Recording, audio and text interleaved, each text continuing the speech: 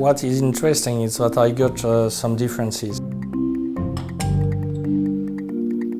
The two lots are quite different actually.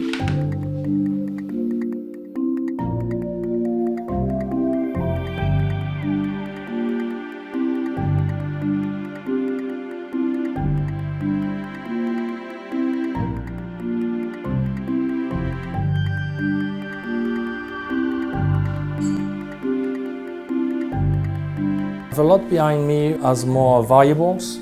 I could get some aromas more focused on the floralness or the fruitiness, and from time to time much less consistent. The one in front of me is much more consistent.